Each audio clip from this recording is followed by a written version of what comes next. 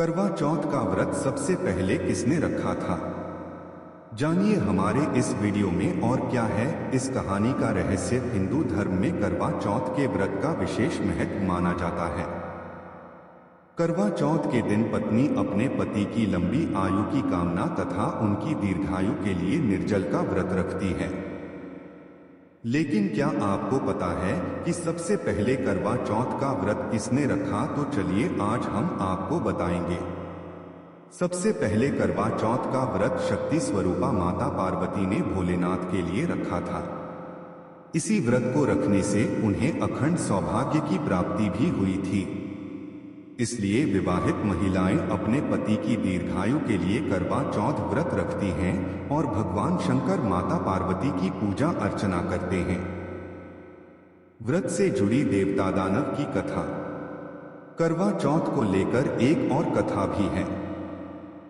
एक बार राक्षस और देवताओं के बीच भयंकर युद्ध हुआ। उस समय देवताओं पर दानव हावी होते जा रहे थे। तब ब्रह्मा जी ने देवताओं की सभी पत्नियों को करवा चौथ का व्रत करने के लिए कहा था। तब देवताओं की सभी पत्नियों ने अपने पति की कामना तथा दीर्घायु के लिए करवा चौथ का व्रत रखा। महाभारत काल से जुड़ी मान्यता करवा चौथ को लेकर महाभारत काल की भी एक कथा है। द्वापर युग में अर्जुन नीलगिरी पर्वत पर तपस्या करने गए। उस समय पांडव पर संकट को देखते हुए द्रौपदी ने भी पांडवों की रक्षा के लिए करवा चौथ का व्रत रखा था, जिसके बाद पांडवों को संकट से मुक्ति मिली थी। कैसे शुरू हुई करवा चौथ व्रत की परंपरा? करवा चौथ की परंपरा कहां से शुरू हुई और सबसे पहले किसने इस व्रत को रखा था, इसके बारे कई पौराणिक कथाएं प्रचलित है। करवा चौथ मनाने के पीछे एक पौराणिक कथा यह भी है, जिसके अनुसार जब सत्यवान की आत्मा को लेने के लिए यमराज आए तो पतिव्रता सावित्री ने उनसे अपने पति सत्यवान के प्राणों की भीख मांगी और अपने सुहाग को न ले जाने के लिए निवेदन किया।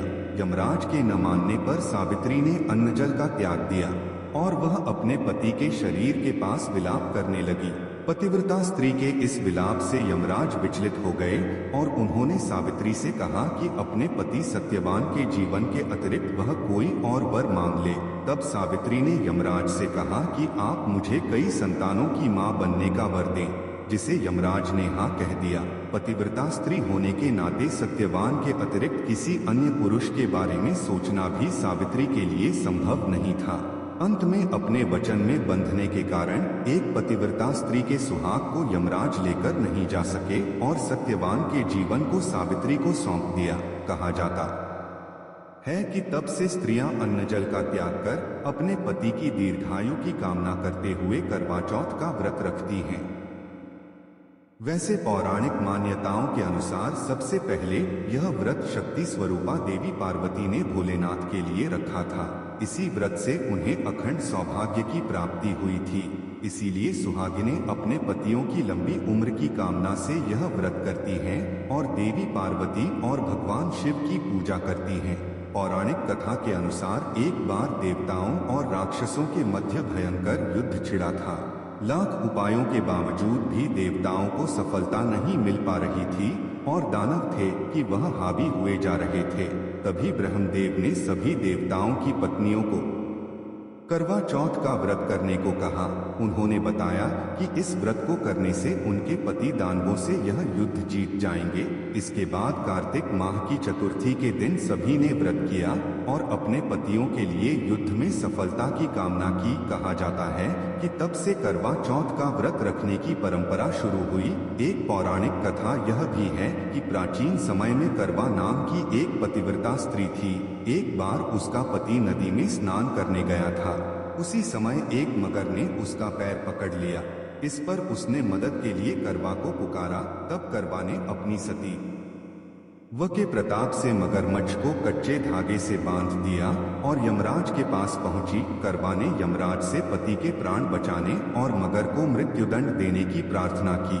इसके बाद इस पर यमराज ने कहा कि मगरमच्छ की आयु अभी शेष है समय से पहले उसे मृत्यु नहीं दे सकता। तभी करवा ने यमराज से कहा कि अगर उन्होंने उसके पति को चिरायु होने का वरदान नहीं दिया तो वह अपने तपोबल से उन्हें नष्ट होने का शाप दे देगी। इसके बाद यमराज ने करवा के पति को जीवन दान दे दिया और मगरमच्छ को मृत्युदंड। श्री कृष्ण की 16,108 पत्नियां क्यों थीं? इसके पीछे की सच्ची कहानी ओल छलनी में चांद और पति का चेहरा देखकर यह व्रत पूरा किया जाता है। करवा चौथ के व्रत में छलनी का खास महत्व है। इस दिन पूजा की थाली में सुहागिन महिलाएं पूजा की सामग्री के साथ छलनी भी रखती है।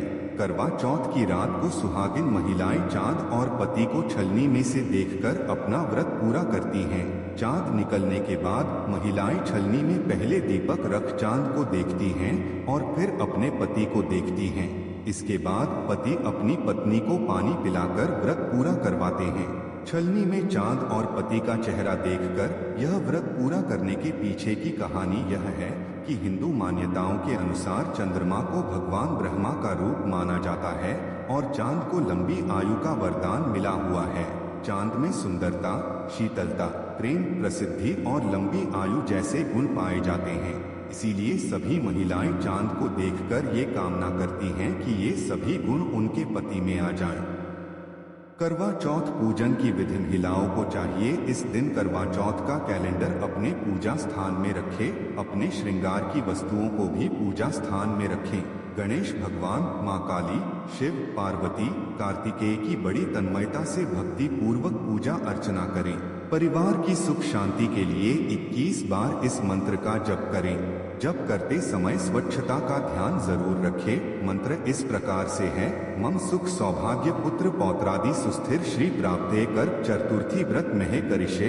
पूजा करने के बाद अपने आप को दुल्हन की तरह सुंदर वस्त्र धारण कर स्वयं को सुसज्जित करें। पूजा के स्थान पर जल से भरा लोटा या करवे को रखे। करवे को गेहूं से भरे। करवे के ढक्कन में चीनी रखे। करवे पर रोली और सुंदर अलग अलग तरह की आकर्षित बिंदियां रखे। पूजा में अक्षत, गुड़ और तरह तरह के पकवान का भोग लगाएं। पूजा करने के बाद गेहूं के 13 दाने हाथ में रखकर सुयोग्य आचार्य से कथा का वाचन कराएं। कथा का श्रवण के समय मां काली का ध्यान करें। अखंड सौभाग्य के लिए सास का चरण स्पर्श करके आशीर्वाद लें। इसके बाद पूजा में रखी सामग्री चंद्रमा को अर्पित करें। चंद्रमा के दर्शन करके अपने सुखद दाम्पत्य जीवन के लिए प्रार्थना करें। जननी से पति के दर्शन करें। सास को उपहार देने के बाद ही उपवास तोड़े। सुखद दाम्पत्य जीवन के लिए पति की भी विशेष जिम्मेदारी बनती है। उन्हें इस व्रत में अपनी पत्नी को भरपूर सहयोग देने चाहिए। इस दिन सात्विकता का विशेष ध्यान रखें। मन को चंचल न होने दें। अपनी पुरानी कमियों को उजागर होने न दें।